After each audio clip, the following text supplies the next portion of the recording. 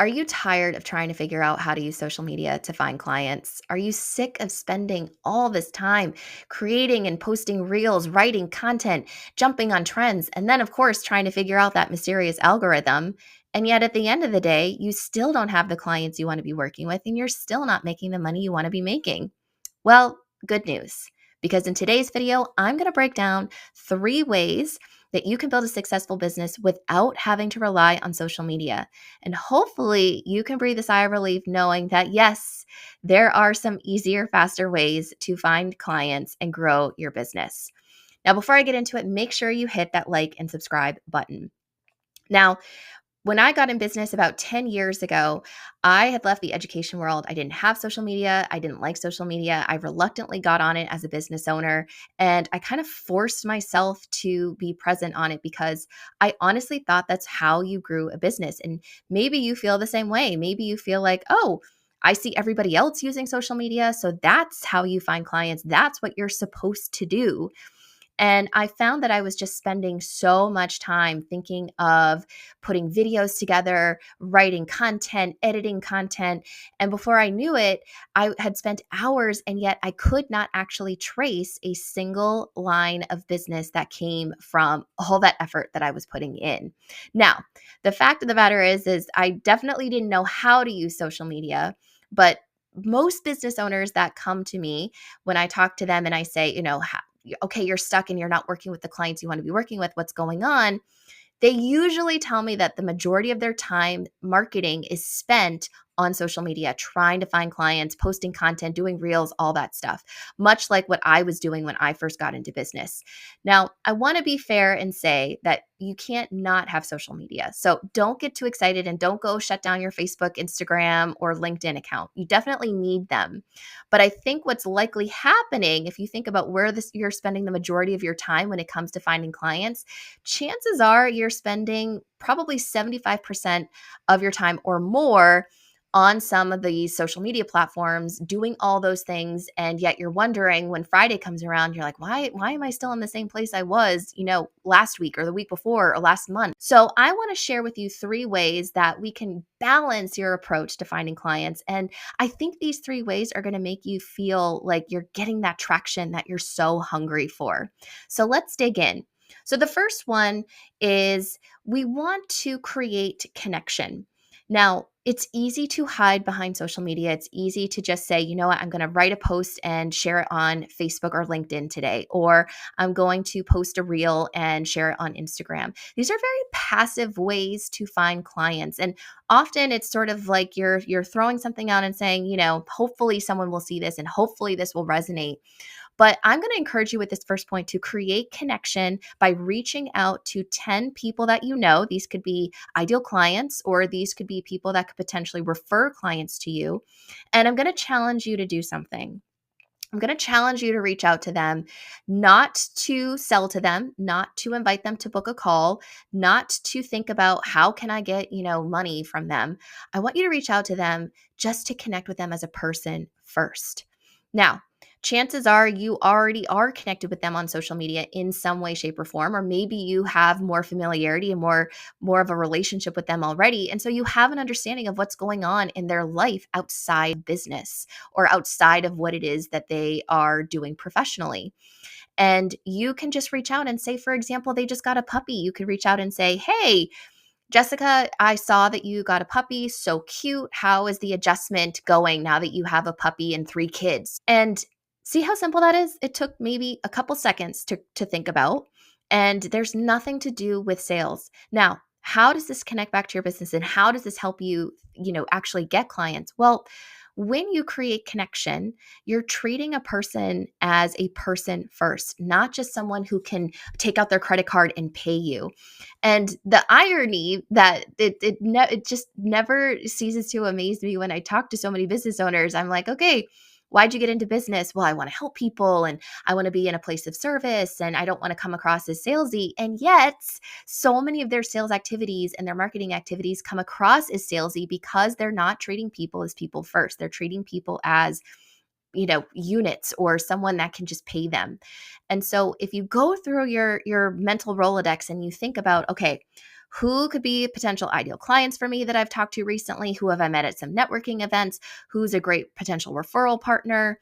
Text all of them today. Don't delay. Just text them today. And obviously, it's going to look different for every single person because you're customizing and personalizing the communication with them such that you're just looking to start a conversation. You're just looking to create that connection point.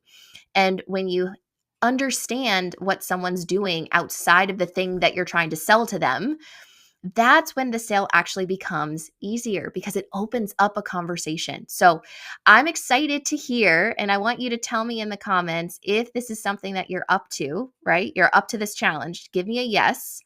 And I'd love to hear if you report back and tell me how those conversations went. And you're going to feel really good because you're getting traction in your business in a way that it's hard to feel if you're just kind of posting or sharing content on social media. So the second is create community. Now, this is great because I think many of you coming to this video got into business because you love building relationships. And at the core of your business, you want to be a relationship builder. And this is a perfect way to do that. Now, this is going to require you to get out from your computer or your office or wherever it is that you do your work. But you want to think about, okay, where can I go networking this week? Or is there an event or a conference that is in my area that I can go to? And instead of just thinking about going by yourself, why not invite someone who you've been talking to for a potential sale, or you know that they're an ideal client and they will need your services, or a referral partner? And just like in the first point, this is all about building that relationship. And you're not going to like, let's say you're driving to this networking event together, or let's say you get there. The intention is not to sell this person. The intention is to give value and say, all right, let's get to know each other. Let's go to this event together and let's get to know each other as people first. And I think you'll be surprised that this is a really great touch point that is going to make it easier to keep you top of mind if they either need your service or they're looking to refer to you. So think about this week. There are hundreds of conferences and meetings happening all the time. Even if you just did a quick Google search in your area and looked for networking events or meetings, find one that makes sense for you and then go and invite someone who you think would benefit from it as well. And again, it's going to feel so good because you're getting up and away from your computer, which is going to make you feel like you're getting progress. The fastest way to get a sale is that nose to nose, toes to toes approach, right? Get in front of people. And you're building a relationship with someone who ideally you want to work with or get referrals from. And the third is create collaborations. And this is fun because if you're like me and you like teaching, which is what I love doing, I always look for opportunities of how I can get in front of people and teach them and talk more about my topic. I always felt it was really difficult to just kind of condense what I do into like a sentence or a few lines. And so this is an opportunity if you feel like people just really need to experience my thing, or they need to hear me talk about this more and hear the stories and see the examples to truly understand how powerful this is, well, then you're going to love this third one. So the essence of creating collaborations is, let's say you have a really great referral partner, or you know someone who works with your ideal client. And I'll give an example of this in just a second, but in theory, this is how the collaboration idea works.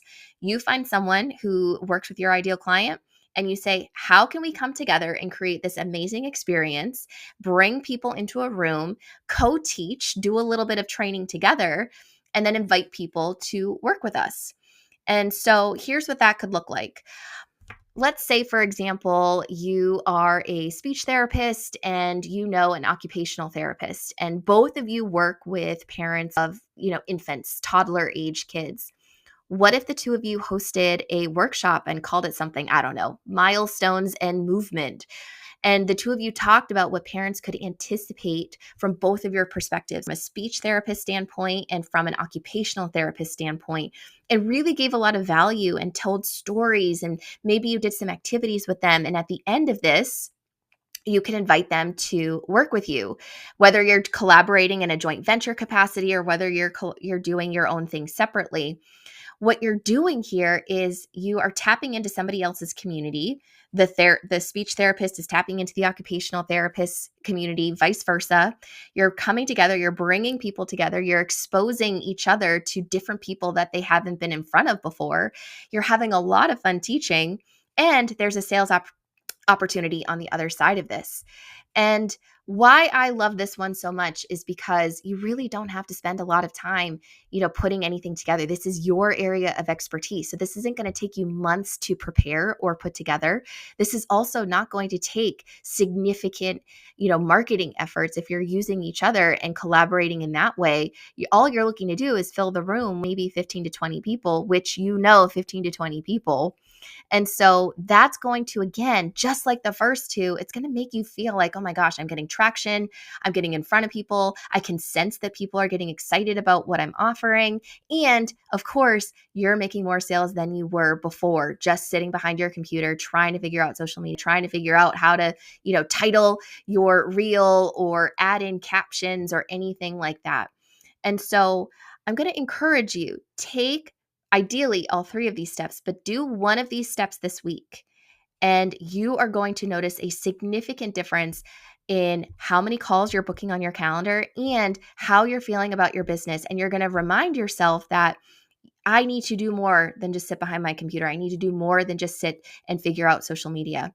So if you're listening to this and you're like, I'm loving all three of these ideas, but I don't always know how to create these collaborations, or I don't know how to reach out to people in a supernatural, organic way because I just get really awkward and weird about what to say, or you're overthinking, which events do I go to and how do I invite someone to it? Go to the link in the description and let's get on a call, because you have something that's true value to people. And I don't want to sit by and watch you just sit behind your computer and not serve the people that you need to be serving. So let's get on a call. Let's figure out how to leverage these three strategies as part of your sales and marketing plan. And let's get you some more clients.